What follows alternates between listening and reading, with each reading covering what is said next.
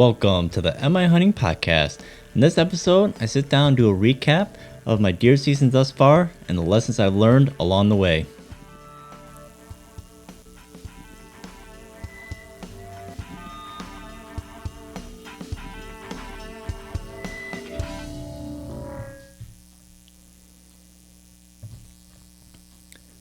All right, what's going on, everyone? Welcome to My Hunting Podcast. Thank you for listening as always. Thanks for tuning in. So, we are a week into the 2023 deer season, and it's been interesting. I'll say that. So, going into the season, I did quite a bit of scouting, trying to get prepared, and getting some new areas, gone through and such, and had really high expectations about those sites and what I was gonna come across, or the deer that I was gonna see. Started running some cameras, and this is really kind of year 2 or 3 of really starting to run cameras, especially on the public land side. I never really did that before. I did long ago, but it wasn't something that I really liked doing all that much, especially because I was always afraid of people messing with my stuff or stealing cameras or whatnot. So I really stayed away from running trail cameras on public land, and so I was kind of going in, you could say blind, I guess, in some areas. But as of the past few years, I started running cameras in more of some of the spots where I'm finding areas that have really good sign, but I don't know what type of deer are in there, and if it's something that the deer are coming in at night, or what time of day. Am I wasting my time with this area that has this sign? Or is it only being utilized during dark and whatnot? Or is this an area that is actually a huntable area, where deer are showing up during daylight, and I potentially hunt this spot? So I've started running more cameras over the past couple of years, and this year a lot of my spots that either had historical data or deer movement, or has historically has some deer movement early on, were really coming up dry, where I was getting some buck movement. A lot of my spots did have what I would consider a target buck, but unfortunately it was very random at best, and there's no way for me to, at least for my skill anyways, to be able to pattern what that movement was. Even on the farm that I hunt, the main buck I'm hunting has been showing up, kind of randomly as well, where, again, it's either random types of the day, not necessarily day, more or less at night, but, different wind directions, comes from a different direction himself. It never really made any much sense as to what's going on. So going into this season, I had several spots that had very good potential, but I didn't have any good actual intel that would suggest that if I were to go in, opening day and, be on a buck right away. So it's been kind of a transition from that, mindset of knowing that I don't really have the best intel right now, to how do I make the best of it, essentially. So I'm going to go through kind of the hunts that I've gone through already as we are in the season, because I think that this has probably been one of the most, probably the season that I've learned the most so quickly in the season. I've always really struggled really getting on deer during the early season. It's just something that I've never been really good at. And, again, I find areas that look promising and nothing. But this year I've, played it a lot more aggressively than I have in years past, and not settled for the idea that, I'm not going to get on deer early in the season. So I'm going to go through some of my, previous hunts and what I've learned, basically each one of those hunts. It's been a while since, especially so many hunts in a row or so much in one time frame. I feel like I've learned a lot more than I would typically in a general season even. So I'm just going to go through some of those, kind of recap on how the hunts went, what I saw, and then what the lesson was that pretty much came from each one of these hunts. But before I get into those hunts, I do want to give a quick reminder about the new website. Again, it's up and running. It's at mihuntingpodcast.com.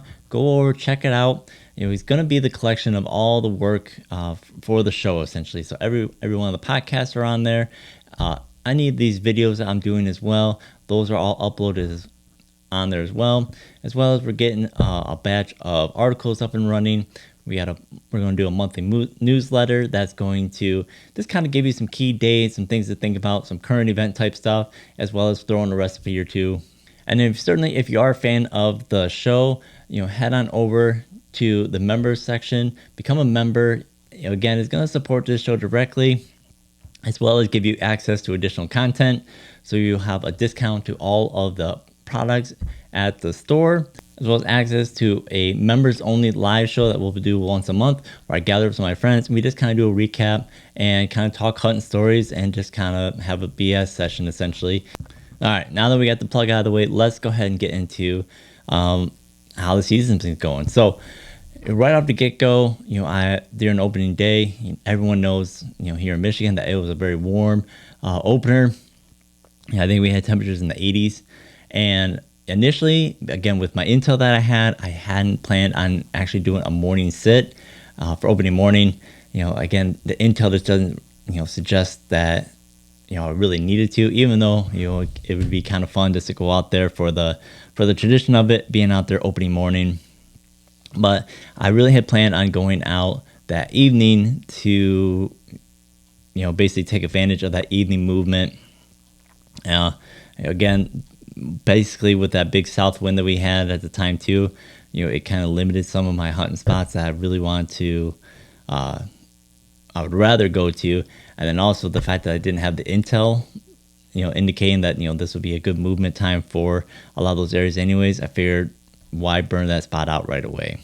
So I went to the pond area that I covered in a previous episode of basically this pond movement. I figured with it being so hot that water was going to be a big, thing.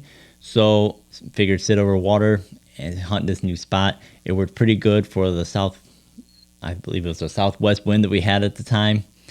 So I figured I'd go sit that. So got over there, came in from, basically the downwind side of this water, sat on the far side of basically the two, parts of the pond. So, basically it's a little standing marsh area with a little peninsula that comes out that leads into a larger part of a pond, a larger open water pond area. I initially was setting up on the downwind side of the marsh area, basically overlooking that little peninsula, potentially anticipating deer movement between that peninsula and using that as a crossing. Right off the get-go, when I was setting up, I had off on the distance, out on a little island out in the main part of the pond, was essentially like a little fork horn that was out moving out on this little island, moving basically from my left to right. And this was at 4:30 in the evening, so it was quite early yet. So, basically with that island, indicated that deer was bedded out on that little island, which I hadn't gone out there or gone out to that little island, basically because it is surrounded by the larger pond, and it is honestly, I haven't figured out exactly where those deer must be crossing to get into there, but it's pretty muddy and pretty marshy all the way around that. So there's got to be a decent crossing for the deer to use. I just hadn't located yet. It looked like it was kind of impenetrable, and that I wasn't anticipating that deer were going to be in that spot, out on that island. I figured it was too hard to get to, but apparently they've got it figured out. So after seeing that, my plan was at that point was to abandon where I was, move up to the main part of the pond, closer to that island, where that small buck was out, wandering around. That island essentially was bigger than what I could see in that little strip of the peninsula that I was looking through, or that little pinch point for the crossing. So I moved up there, and basically anticipating that if there's one deer out there, there could be more, and I wanted to have a better vantage point of that larger area to basically kind of do a better observation set essentially. So crept up over there, got set up. Unfortunately, the understory and the canopy was so thick that I was able to only be able to hunt, maybe 4 or 5 feet off the ground essentially at this point. If I got any higher, I couldn't see through the brush and wouldn't be able to have any shots, either towards the pond or even back into the cover that I had previously crossed. Because there were several trails from that crossing that I did end up crossing over to get to the new spot. So I wanted to be able to have a shot where I could go back to, back into the cover and still shoot, as well as be able to shoot at that little island where basically I put myself, at the furthest it was. It was out of range, but I could shoot the edge of that. So if a deer was in there, I could potentially have a shot within range. So that first night, sitting out there, no other deer were moving in that little island area. I did have some does come across from the far end. Basically, it looked like they had come down off the ridge. That was, basically a pretty steep slope above the pond, and then there's a plateau up there where I'm assuming they were bedded up there. While I was sitting there, I kept overlooking, checking behind my shoulder, making sure that there weren't any deer coming down that trail, basically to cross between the two areas of the pond. Glanced over my shoulder one time and saw a flash of black in the leaves, and at first I thought it was a squirrel because I had heard some squirrels run around, but I didn't hear any more movement, and that telltale scurrying of a squirrel. So didn't think much of it after that. And then next thing I know, a couple minutes later, look over again, and here comes a black bear waltzing down the trail that basically I was hoping that deer would be going down. So bear ended up hitting my ground scent, and at that point started kind of milling around, sniffing around, clearly trying to figure out, who was in the area or what had gone through. At that point, just kind of sitting there watching the bear. And then eventually it started coming down the path to where I was. And, at this point, it was probably about 20 yards. And then it started creeping in, made it to about 10 yards of me. At this part, did start to get a little nervous where, again, I'm only about 4 feet off the ground, at least at my feet level. And, I'm tethered into the tree and whatnot. So, going off the deep end and thinking if this bear gets aggressive, I'm stuck to this tree well within its reach. But certainly again, at that point, the bear, but then proceeded just to millie on out. And then, at that time it was about, 10 minutes dark at that point, figured get down and, start nosing my way back to the vehicle. So with that hunt, again, pretty interesting having that bear encounter. It was a good indication that, my setup was pretty solid, that even that bear, didn't get unsettled with it. So it did hit that ground scent. Now, I'm sure if a deer would have hit that, they probably would have reacted a little bit more differently. But it was basically one of those things where I saw, that deer off in the distance, and instead of just sitting where I was and thinking that, like, okay, just, seeing that deer and, just kind of making a mental note of it, realizing that I needed to get closer to be able to see more of that area, which normally in the past I wouldn't do that. I wouldn't necessarily get down, especially, opening day and, make a move that aggressively to try to push in closer. I did cross over that where that water crossing is. That was kind of on the back of my mind about the potential of kind of blowing everything out, right off the get-go, knowing that I'm crossing over where these deer are potentially crossing. The one thing I did again have is that camera intel that was over that crossing was pretty limited. So again, I didn't have, a ton of intel or data that would suggest that there were a lot of deer moving through there. So I figured the risk to the reward of moving in and be able to see that larger pond area and overlook that island that there were clearly deer moving on was, worth the risk essentially. So with that, again, moving in closer onto the water, I usually I'm punting relatively close to water as is, so I usually don't sit right on top of water like I did this time. And then also, making the move to get closer to be able to have an even better observation. So, I certainly keep that in mind, going forward too, of, if I'm in a new spot and it just doesn't seem right, usually I wouldn't have the confidence to make the move to where I think is the better option. So that leads us into this next weekend where, again, we had that really big cold front come through. Unfortunately, that cold front came along with a bunch of rain, which made it kind of more difficult to decipher exactly when and where to sit, essentially. So, looking at the forecast, we're going to get that, significant drop in the temperature towards the end of the week into the weekend. What I was really hoping for was with that rain is that it was going to have, bouts of rain where it was going to rain quite a bit and then stop and then, start up again a little bit later. But it was based on the forecast. It was really hard to determine if that was going to be the case. So kind of went into it just kind of open-minded as to when and where I was going to potentially set up. So the next hunt that I did was, again, back into another spot that, again, I covered on the scouting episode I just put out recently. This is an area that I had my eye on in previous times, but hadn't really hunted yet. And with the wind direction and the colder temperature, I figured this might be a good time to move into that staging area and sit on that with the wind.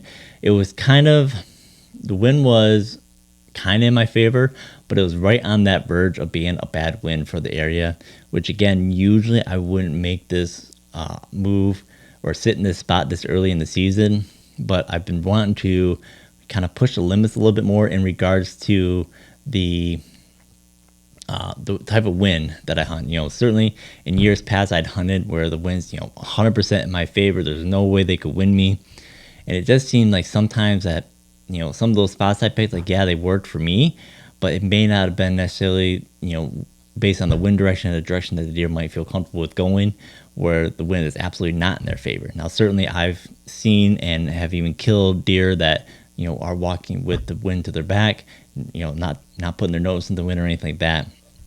But I certainly, understand that, deer, if they have the wind in their favor, they're going to feel much more comfortable. And I figure in this spot where deer are, I did actually have some intel of some deer daylight and a buck daylight in that spot, that maybe if it's just a good enough wind for the deer, whereas in my wind's just off enough that they'll feel safe going in there thinking that there's absolutely nothing there and potentially give me a shot. Now again, the risk is that if the wind switches at all or swirls at all in there, that the jig could be up. So ultimately, with that wind, it did go in there and swirl a little bit. There were times where I could feel that wind, change a little bit. I was doing a lot of milkweed drops and seeing what the wind was doing. And every so often, it would switch just a little bit and then move back in the direction that was, more favorable for the spot.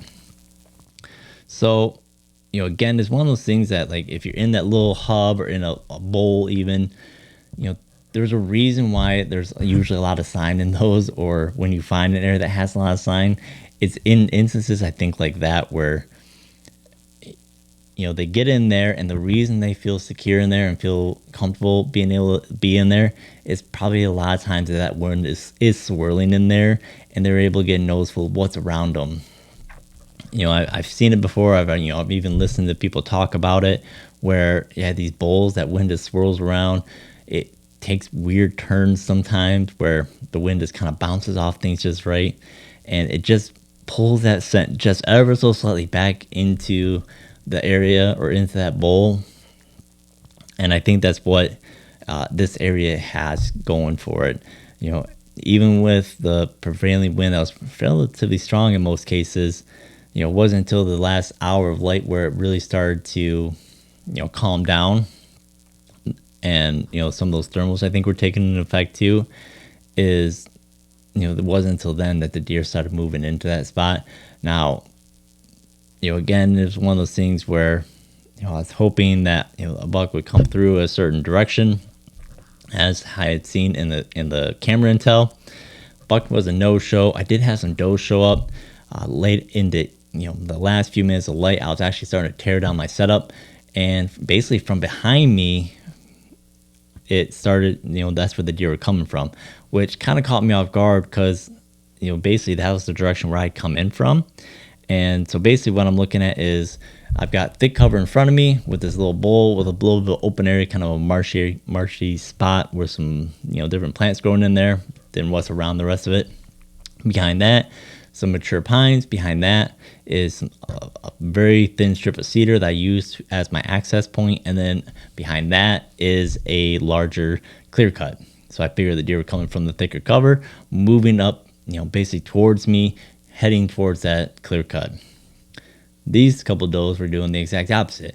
They were heading from the clear cutting, or from basically from behind me. So they could have been in the pines, they could have been in the cedars. Both of those are unlikely because I'd come through there and would have potentially kicked them out of there, which I didn't hear any deer get up or spook as I was coming in. So they must have been either further into that clear cut or further off to, my right hand side, and came, basically my direction, and then headed towards that opening. And then lastly, there was a final doe that was up on my left hand side that started blowing just from the noise I was making, trying to get out of there. So with that one, again, looking at the wind, especially in some of those terrain areas where you get those kind of those hubs, or those areas where, it seems to just be that little, again, a hub of deer movement or a concentration deer movement.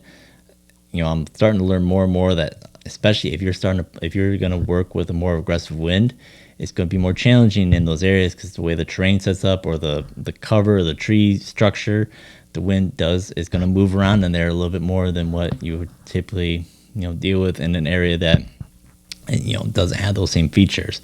It just seems like that wind, even though it's coming off, even if it's blowing in your face, even, you can start to feel or see that milkweed, pull around, and it just kicks off to the side and kind of loops back for some reason. Again, I'm not sure if it's bounced off the terrain or just found the curvature of the ground, or the way the hills are rising, or the elevation. I don't know, but it's certainly something that you can't really anticipate until you get in there and really dump that milkweed out, or use your scent checker to see exactly what that wind does while you're in there. Because most of the time in that spot, the wind was going one direction, just flowing it perfectly right off the edge of where I think the deer are going to be, thinking that my scent was safe. And then next thing I know, I could just feel it pull just a little bit different, and cause a different situation in that regard. And then another hunt I went on was, this was going to be a morning sit where, basically I was going up into the hill country, up into some bluffs to hunt that. Basically we had, I've talked about this area in depth before, where, we've pushed it during rifle season. This is the same area that I shot my doe out on the lakeshore. And there's a particular bull area, again, another bull area where I'm trying to get into, where I hunted last year. And, even though I had prevailing wind in my favor, the way that the wind was coming off the lakeshore, it would pull the wind down and then suck it right back up again. So this time I came in from the other side, came from not the lakeshore side, but from the far side, had a strong prevailing west wind, and figured, at least nothing else, I could get in there, see exactly what's going on. So I know that in times past I had a deer bedded in that area, and I know that that's kind of a cruising area as well, basically getting from one point to another for a lot of these deer. So I snuck in there, basically as I was walking in, there's an area where you kind of like a staging area by an old farmhouse, and it's kind of where you can either kind of take a left or right to get up into those hills here. And as I started making my way, start seeing some eyes in my headlamp, and as I'm making my way up past it, finally the deer jumps up and realized it was a younger buck. He was bedded up on this hill, basically overlooking the little staging area by the farmhouse. So, it's funny, we've always talked about when you go in there that you never know that there's could be deer right up on that hill.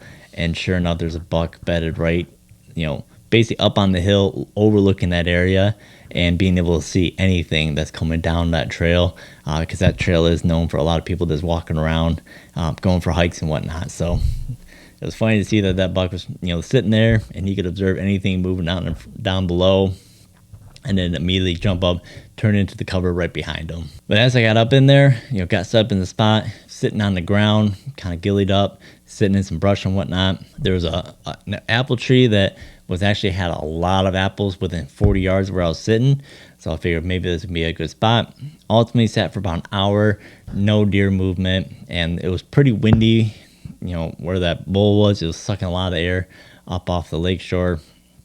So I decided to get out of there and take advantage of those higher winds and just do some still hunting, maybe do a spot and stalk, whatever, kind of opportunity presented itself. As I make my way back towards the vehicle, figure I kind of loop around, do some scouting. As I was going through, basically kind of walking through this patch of woods between the open field down by where the farmhouse was and a larger ridge up onto another bluff. Walking that strip of woods, came into a bunch of fresh sign where basically there was scrapes that had been probably made that morning or even the night before.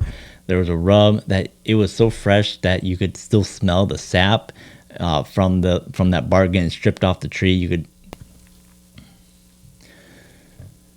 So started getting pretty excited about that with the fresh intel. The scrape was open up pretty good, so it wasn't just kind of an impromptu scrape. It looked like it was definitely in a spot where there had been scrapes made before, so that historical sign that this is an area where it's not just a one-off scrape. This is an area that bucks routine. Proceeded to keep scouting and started coming across where it looked like a rub line was getting developed or had been developed. Again, same thing. Fresh rubs mixed in with historical rubs. You could see the old trees that were all scarred up. Basically at this point, started pulling out my phone to start, dropping pins of marking this area. And next thing I look over on my right or on my left-hand side, and there's a group of does standing just inside the wood line. At that point, they spotted me at the same time I spotted them. They spook off. So I finished making my pin, slide my phone back in my pocket. I turn to my right, and next thing I know, I see a big body deer, probably about 56 yards out, just on the other side of this little. Basically, it was kind of like a bit of a clearing. There were still some mature trees in there, but it was kind of like where some of the grasses have grown and some additional weeds kind of grew in just from a couple of deadfalls that had fallen in there, and just opened up that canopy a little bit, allows a little more sunlight, so it's a little more vegetation in there. At that point, I ducked behind this tree real quick, and I'm basically trying to struggle to get my grunt tube out of my pocket of my backpack to try to hopefully grunt at him, pique his interest, get his curiosity going a little bit, and hopefully draw him in to within bow range. Ultimately, he made it down into the woods, down a little bit of a hill into a valley before I could get that grunt tube out. So I tried scooting up basically on top of this little ridge to overlook where he was. But ultimately, by the time I got over there, he had either spooked from either hearing me or had just made it off to where I couldn't see him anymore in the time that took me to get up there. So finished scouting that area out. Lots of fresh rubs in the area. Lots of scrapes. Again, there weren't really a big community scrape that you would really want to get excited about, but there were definitely some fresh ones along this kind of, again, basically ultimately what it does is it kind of funnels in a small valley down to a point that leads into a main trail where it looks like the main trail that gets taken up for bedding up on top of this bluff, on top of this ridge top, where it kind of creates a little bowl up inside there. I learned about this spot last season when going up in there and basically doing that late season hunt. Found a lot of fresh beds up there, so I anticipated that there would be a lot of deer up in there. So in scouting the area, again, found lots of rubs in there and scrapes that kind of funneled down following that terrain. Again, looking at the terrain features, whereas just kind of that low point down it's not real significant, but it funnels them down, or funnels that movement down to the single point where it looks like that's the trail that they take going up. So kind of made an impromptu mock scrape, looked at an older scrape that I basically kind of carved out a bigger area with my foot and set up a camera on it and just hoping to see, kind of what's in the area. I did see that, get the encounter with that one buck, but I wanted to see how consistent that movement was, and if it was a frequent area of deer use, or just again looking to see when they're utilizing it, how often they are. So in the next hunt, basically at this point is another evening hunt, looking to set up on a food source. Now, again, this is another area that I've hunted before in the past. I talked about it again in previous episodes, where this is an area that had a white oak patch. So this year, in scouting it and maintaining camera on it, I did notice that the acorn drop, or the crop anyways, was not nearly as significant as it was last year. So there still had some acorns, but it certainly looked like they were either smaller, or it certainly didn't produce nearly as many as it did last year. So thinking or seeing that, realizing that it's not going to have the same draw that it did last year, but there was still that potential that deer were going to still utilize those white oaks, or at least eat on them. But I knew that it wasn't going to have the number of deer that it did last year. Camera intel again suggested the same thing. There's a few deer every couple days in there, but not like it was the year before, where it was almost on a daily course, morning and evening, where those deer were moving in there. Also, at this point, hadn't gotten any pictures of any mature bucks cruising that area or coming through the area. So it's one of those things that I was going to come into the area, pull the card out of the camera real quick, check out the pictures on the camera. If I didn't get any actual intel that there's a buck in the area, then I was going to move on and hunt a little bit different area on the property. So sure enough, pulled the card out of the camera, and kind of as expected, a lot of false triggers even, and then a few does, and then one night of a buck coming in at 12 o'clock, 1 a.m. He checked out the scrape, and then that was it. So at that point, decided just to move on and do a little bit of, again, same thing, kind of some still hunting, scouting, and working my way in until I found an area that had some more significant sign. Basically knowing that another part of the property, there was a lot of, basically an old clear cut where a bunch of, poplar saplings was growing in, and was going to kind of utilize that. Again, an area where I'd seen historical rubs before, so go check that out. Basically, kind of made my way through that area, scouted it out, found one big oak tree that had definitely some fresh shine under it, some fresh scat. But again, it was one of those things where no significant sign other than the feeding. So I really had to debate on whether I'm going to sit on this oak tree, where I could have a little bit of an observation sit, and you never know what's going to come through. Ultimately, I decided that it just wasn't enough sign. There wasn't any significant buck sign, no fresh rubs to scrape anywhere, where I'm just like, what, it's a good spot, but I'm not 100% sold on it, so I'm going to keep going. Proceeded to scout around. Did have a couple encounters with some deer that basically I kind of ran into as I was scouting around, because again, evening hunt, some of the deer were up starting to get moving.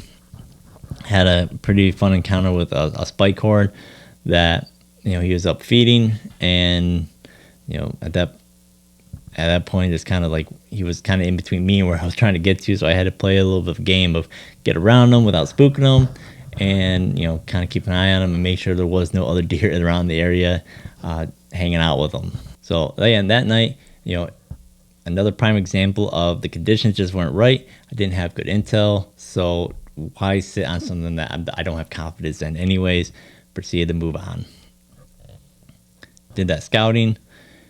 Ultimately didn't end up getting anything. Didn't see a whole lot, but it was worth the shot of trying to go out and learn a little bit more, and see if there's a better opportunity somewhere else. Then this leads us into the last and final hunt of the weekend that I feel like was the most productive and the most that I learned. So ultimately went back to the spot where I'd hung the camera, where I got all that actual intel, and had that encounter with a buck over by the lakeshore. And that point, I kind of had an idea of about what I wanted to do, where I wanted to set up. I was wanting to set up somewhere down in that valley, basically be able to see the base of the ridge and catch deer as they're coming off that valley, and potentially ambush them in that regard. Took about the 3/4 mile walk into that area, and by the time I got there, again, I was trying to remember as I was walking in exactly what the tree structure looked like in that area, as to would I be able to hang my tree saddle in, would I have a good shot opportunity, that type of thing. So as I got up in there, or actually as I was walking in, as I was getting up to the top, getting close to where I was wanting to go, I did bump a doe, and or at least a couple of does anyways, out of their bed. They must have been bed up on a little bit of a ridge off to my right. As I was walking in, they heard me coming in. From there, they spooked a little bit, didn't blow, and it didn't sound like they went too far, so I was able to sneak down the rest of the way and get into position. In this area, I ended up, him and hawing quite a bit about how I wanted to set up. The wind was, again, more or less in my favor, but it was kind of a crosswind. And, with the way the valley shaped up, my scent would get blown, over, past my face and then down, and potentially had that potential to swirl around behind me down below. And then ultimately, the tree structure was thick enough where, if I wanted to get up in the air, I'd have a hard time of having multiple shots without having to shoot through a bunch of trees or through a bunch of branches. So, considered sitting on the ground, or, basically I moved further to my right, up on the hill a little bit, away from where the, initial trail comes through, where it was a little more open. There was a few more mature canopy up there where it was a little more open. I had more shot opportunities. Basically I had an option where I could sit right up on top and basically overlook that valley below and have a shot to the right.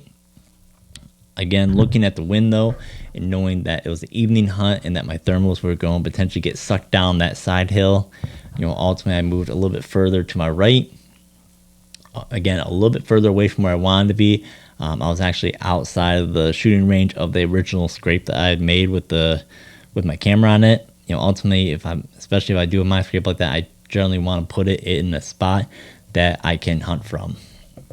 So, but unfortunately, with this, the way the wind was and my comfort level of being able to get an accurate shot in and manage to win at the same time, I had to pull away from that area a little bit. So basically what happened was that once I'm on this little flat, there's a little tiny little valley that kind of went behind me and would basically follow the little finger ridge down away from the area. So I figured if, with the wind direction and when the thermals kick in of dropping the scent down, the idea was hopefully it would pull my scent down that valley and not down the valley where the deer were potentially coming out of. Ultimately, with that wind kind of crossing, across my face, it basically did that. Again, unfortunately, the wind was a little variable, and I did have a little bit of swirling going on in there. But for the most part, I was right in the regard of that wind, got sucked down that valley. I would throw the milkweed out, and it would do exactly what I was hoping for, 80% of the time. So that's it. Again, ended up being the most productive. I did have a young fork horn come through pretty early in the evening. It was a couple hours still before dark. He came from basically that direction that I anticipated that deer would be coming from. He came up out of the valley.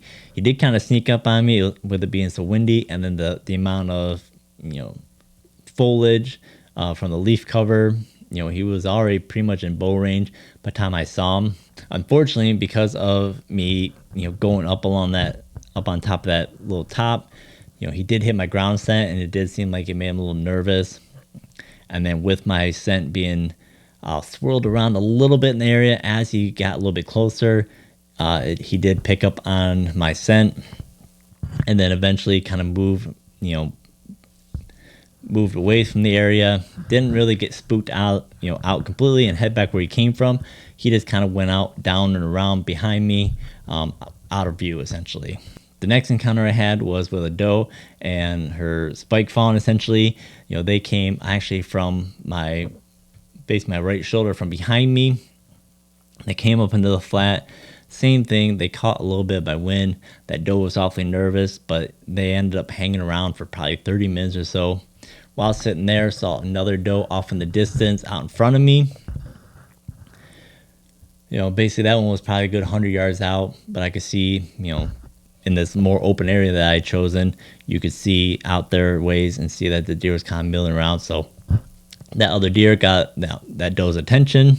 While sitting there, another doe and her fawn came up from the trail that, again, where I mostly anticipate most of the movement coming from.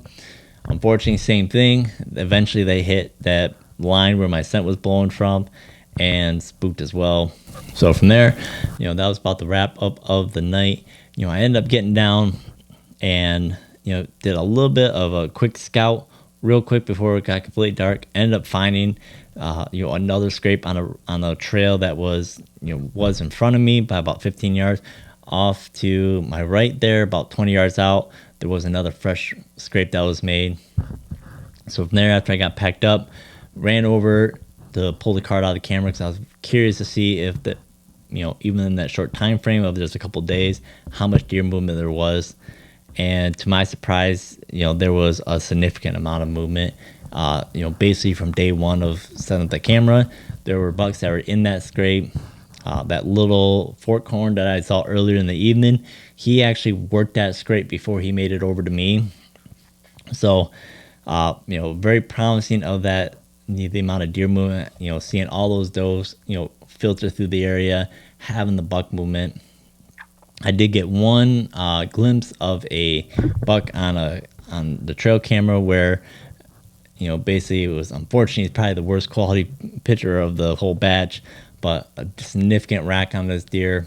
Again, unfortunately, that one was at night, but it was a good indicator that there is a mature buck that I would consider, a shooter buck in the area. So it's definitely one that I would, consider going back to. So with this spot too, being in the evening hunt and the way the wind was, I gotta be a little more careful in regards to the wind direction. I can't be as aggressive with that kind of that off wind or that off shoulder wind because it causes swirling there a little bit.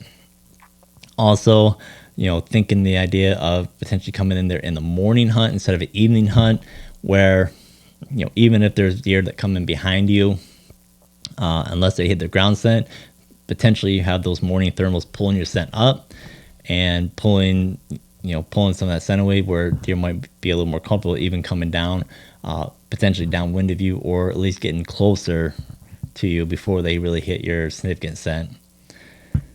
This spot, with the amount of intel, the number of deer that I saw, I'm really looking at, things really heating up, especially when we hit that pre-rut or, just before that, the actual rut kicks off. I think that this is a good staging area, travel corridor that has a lot of deer in it.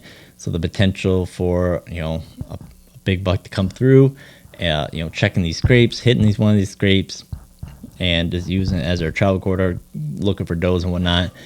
That spot so far has got me the most excited in regards to its potential. So the biggest takeaways I'm having with this is the idea of when you're aggressive and you're hunting with an off wind, that being thoughtful about how you're going to mitigate any risk of the wind swirling.